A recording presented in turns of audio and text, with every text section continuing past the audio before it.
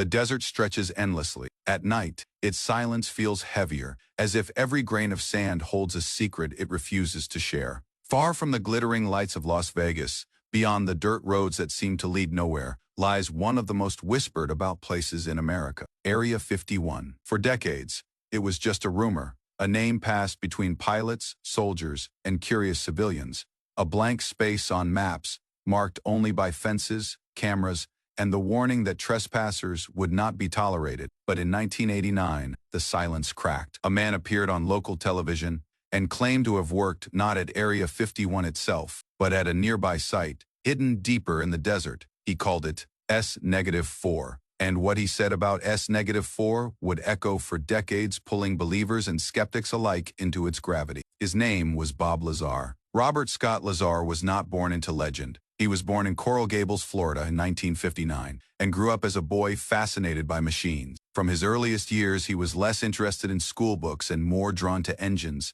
circuits, and explosives. If it sparked, hummed, or roared, Lazar wanted to know what made it work. By his 20s, he had made his way west. In Nevada, he lived in the shadow of the desert's mysteries, tinkering with technology and experimenting with rockets. He wasn't the kind of man who sought the spotlight. He was quiet, private, more comfortable with machines than crowds. But in 1989, when he appeared in front of a camera, everything changed. At first, he was just Dennis, face hidden, voice altered. He appeared in an interview with investigative reporter George Knapp. What he revealed seemed impossible, almost absurd, and yet, he spoke with a calmness that made it hard to dismiss. Lazar claimed that the U.S. government had in its possession 9 flying saucers, not prototypes, not advanced jets, but craft of non-human origin stored inside hangars carved into the mountains near Papoose Lake. He described his role with unsettling precision. His job, he said, was to reverse engineer the propulsion system of one of these saucers, the so-called sport model. Inside the craft, there were no switches, no wires, no clutter of human construction. Instead, there were smooth, curved walls, low ceilings, and seats seemingly designed for beings smaller than human. In the center stood a column that stretched from floor to ceiling. This was the reactor. And beneath the floor, 3 devices Lazar called gravity amplifiers. The principle was unlike anything in human science. The craft did not fly. It bent space and time. Using a mysterious material called element 115, the reactor created a gravitational field that could be directed, allowing the craft to fall into a distorted pocket of space-time. Instead of moving through space, the craft made space move around it. The description was breathtaking in its detail, terrifying in its implications. Skeptics dismissed him immediately. How could a man with no verifiable diplomas from MIT or Caltech, a man whose employment records were conveniently missing, expect to be believed? And yet, fragments of evidence surfaced. A Los Alamos phone book listed him among the staff. A newspaper article showed him working with particle accelerators. His story teetered between truth and fabrication, never fully landing on either side. And that balance, that delicate space between the believable and the impossible, was what made his story endure. In the desert, truth and myth often blur, and Bob Lazar, whether he intended to or not, became the bridge between them. He said he saw craft lift silently from the desert floor, hovering like shadows, then darting away at angles no aircraft could survive. He said he read briefing documents about beings from Zeta Reticuli, a star system nearly 40 light-years away. He said the U.S. government had been in possession of these saucers since the late 1940s. To some, he was a whistleblower risking his life to tell the truth. To others, he was a fraud spinning tales from half-digested science and rumor. But regardless of which side people fell on, no one could ignore him. Lazar had thrown Area 51 into the center of public attention. He had given form to the rumors. He had turned whispers into headlines. And in doing so, he forever tied his name to the greatest mystery of the American desert tonight. As you listen, you don't need to decide whether you believe him. You only need to follow the story. Let the desert night surround you. Let the hum of mystery steady your breathing, and drift with Lazar into the hangars carved into stone, where the impossible waits in silence. Because this is not just a bedtime story. It is a bedtime mystery, and we are only at the beginning. Bob Lazar said the journey to S-4 was unlike anything else. It began with secrecy, with black-windowed buses that carried workers through long stretches of desert. No one was allowed to know the route. The windows were covered so that every mile of the trip was swallowed in blindness. When the bus finally stopped, the men who stepped off were not greeted by ordinary hangars or airfields. They were met with mountains, but these mountains were not solid. Their sides concealed doors, camouflaged to look like stone. Behind them was the hidden base Lazar called S-4, a facility designed not to be seen. When the doors opened, Lazar said, the illusion shattered. Inside were the craft, 9 of them. Some looked like the classic discs that haunted popular imagination. Others were stranger, their shapes more organic, more alien, as though they had been grown rather than built. Each craft had its own hangar, separated, sealed, protected. The one Lazar worked on was called the Sport model. It was sleek and compact, its surface a seamless sheet of metal without bolts, rivets, or welds. To him,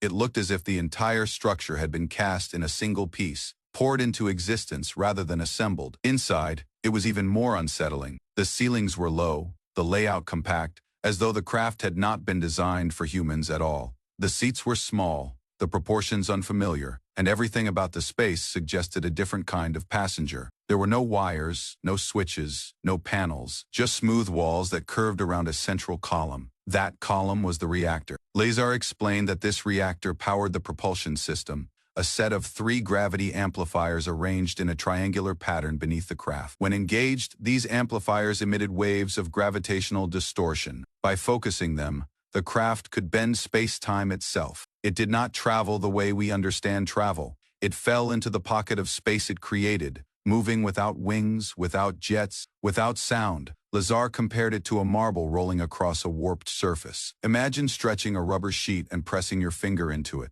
The marble does not move because it wants to. It moves because the surface beneath it bends. That, he said, was how the craft traveled, not with force, but with distortion. When he touched the Sport model, the surface was cold and metallic, but lighter than steel. And when he saw it in flight, hovering above the desert floor, it was not the sound that struck him. There was no roar, no rumble, no flames, only a faint hum. A vibration felt more in the chest than in the ears. He admitted he never fully understood the system. His work was compartmentalized. One team studied the propulsion, another the metallurgy, another the control system. No one was allowed to know the entire truth. That secrecy was deliberate, he said, designed to prevent anyone from putting the full puzzle together. The base was tense, paranoid. Conversations were monitored. Armed guards stood at every turn. Scientists were watched as much as they were employed. To speak out of line was to risk removal. To share more than permitted was to risk your life. For Lazar, the hangars of S-4 felt less like a workplace and more like stepping into another world. A world that whispered of possibilities far beyond human reach. But outside, in the quiet hours of the night, the weight of what he had seen grew unbearable. He had been shown something extraordinary, something not of this earth, and he began to wonder if silence might be more dangerous than truth. Bob Lazar carried the burden of silence for only so long. Each night he returned home. The memory of the craft weighed heavier on him.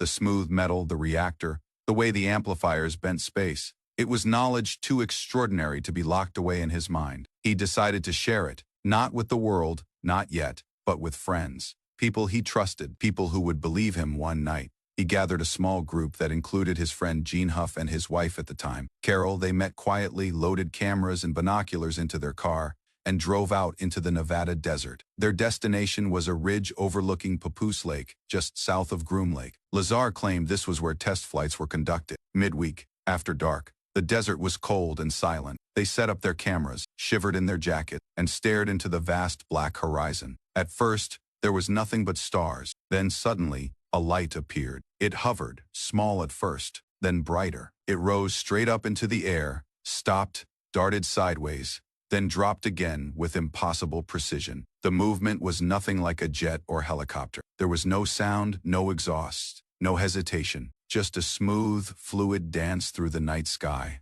The group stared in shock. They watched as the light darted across the mountains, stopped instantly, then shot off again at an angle no human craft could survive. For Lazar, it was confirmation. For his friends, it was proof. What he had told them was real. They returned on other nights. Each time, they saw more. Glowing orbs hovering, moving, vanishing in silence. They tried to film the events, though the old camcorders captured only faint blurs against the darkness. Still, for them, the experience was undeniable. But secrets this large do not go unnoticed. On one of their trips, headlights appeared in the distance. Military vehicles closed in. Armed men emerged from the shadows. The group was confronted, their cameras taken, their names recorded. The message was clear. They were not welcome there. Lazar was later called back to the base. This time, the tone had changed. He was shown transcripts of his own phone calls, proof that every conversation was monitored, every word listened to. He was warned that his clearance was in jeopardy, that his silence was no longer just expected, but demanded. The surveillance followed him beyond the gates. Helicopters hovered near his home. Blacked-out cars sat parked at the edges of streets. His life no longer felt private. His fear deepened. It was then that Lazar made his choice. If silence meant danger, then perhaps the only safety lay in speaking louder. If they were going to erase him, he would not vanish quietly. He would tell the world. And so, the whistleblower stepped out of the shadows. By 1989, Bob Lazar had reached a breaking point. The surveillance was constant. His phone calls were monitored. Cars trailed him on quiet streets. Helicopters hovered just long enough to unsettle him. His visits to the desert had drawn unwanted attention, and the walls of secrecy were closing in. He understood the risk. Speaking out could destroy his career, his credibility, even his safety. But staying silent felt more dangerous. If he was only a liability to those who controlled S-4, how long would it be before they decided he was expendable? So Lazar made a decision. If he could not hide from them, he would step into the light where erasing him would not be so simple. He contacted George Knapp, an investigative reporter at Class Television in Las Vegas. Knapp had a reputation for chasing unusual stories, for giving air to voices others ignored. When Lazar first agreed to talk, he did it cautiously. He appeared on camera under the alias Dennis, his face obscured, his voice distorted. What he said on live television startled viewers across Nevada. He described S-4 in detail. He said there were 9 alien craft stored inside hangars carved into the mountains near Papoose Lake. He said his job was to study the propulsion system of one of them,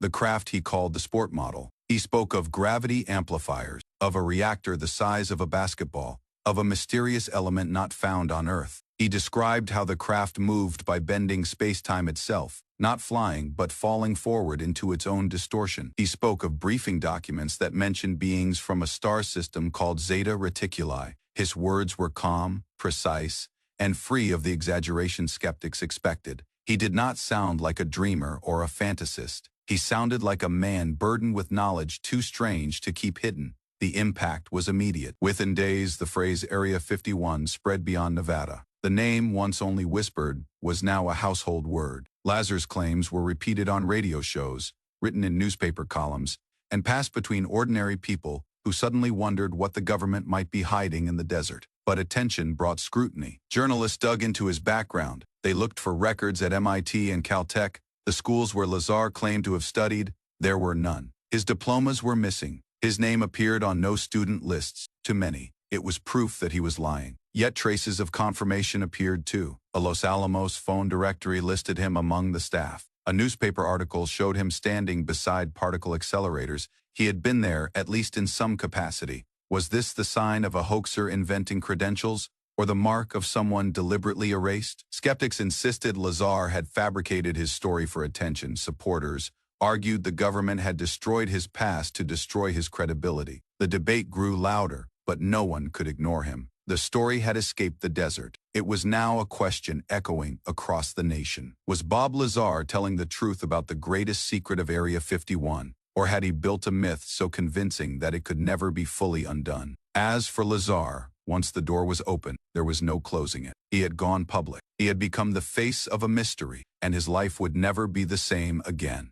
When Bob Lazar went public, he did not become rich. He did not become famous in the way entertainers or politicians do. What he became was something stranger. He became a question that refused to go away. The media circled quickly. Some reporters painted him as a fraud, a man seeking attention with wild claims. Others treated him as a whistleblower who had risked everything to reveal the truth. Skeptics pointed to his missing school record, his shaky credentials, and his later legal troubles as proof that he could not be trusted. Believers pointed to the fragments of evidence that supported him: the phone book at Los Alamos, the newspaper article, the hand scanners he described years before they became public knowledge, and the element he named before. It was synthesized decades later. His story was never solid enough to prove, but it was never weak enough to dismiss. That was its power. It lingered in the gray space where truth and myth live side by side. The fallout on his personal life was heavy. He was followed, threatened, and ridiculed. Friends distanced themselves.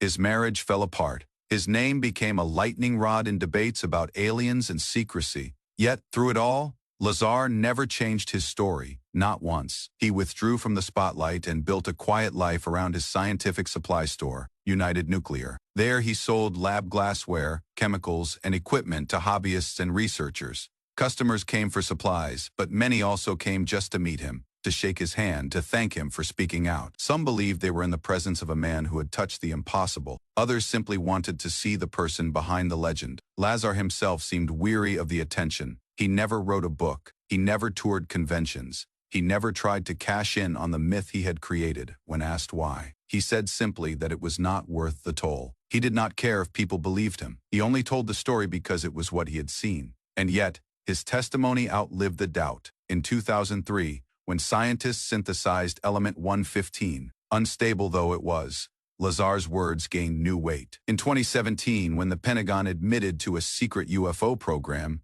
and released videos of objects that defied physics, people thought of him again. In 2018, when filmmaker Jeremy Corbell released a documentary about Lazar, a new generation discovered his story. Over the decades, Lazar became less of a man and more of a symbol. To believers, he was the one who cracked the silence around Area 51. To skeptics, he was a cautionary tale of a fabricated myth. But to everyone, he was unforgettable. As the years passed, Lazar spoke less and less. When he did, his tone was quieter, more reflective. He often said he thought about S-4 every day. The memory never left him. He carried it like a stone in his pocket, heavy, immovable, impossible to set down. The hardest part, he said, was not disbelief. It was knowing that the technology he had seen could have changed the world, could have solved the energy crisis, could have rewritten our understanding of physics, and yet it remained hidden in silence. In one of his final interviews, when asked what message he wanted to leave behind, Lazar said,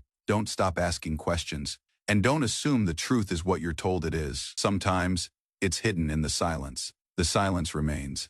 In the Nevada desert, the wind still moves across Groom Lake. The fences still stand. The warning signs still glare somewhere. Perhaps beyond the mountains, the hangars of the 4th of May still wait. Or perhaps they have been emptied, erased, buried deeper still. But the story endures. It lingers in whispers, in documentaries, in late-night conversations, in the restless thoughts of those who look up at the night sky and wonder. Bob Lazar may never be proven right. He may never be proven wrong. But he remains the man who opened the door, who turned Area 51 into a household name, who forced the world to confront the possibility that the impossible was already here. Tonight, as you drift into sleep, let the story settle around you. Let the desert air fill your imagination. Let the silence remind you that some truths are too heavy for daylight, and that they live instead in memory, in whispers, in the soft hum of the unknown. Bob Lazar's voice has faded, but the question he left behind has not. What lies hidden in the desert? What secrets wait behind camouflaged doors? And if they are real,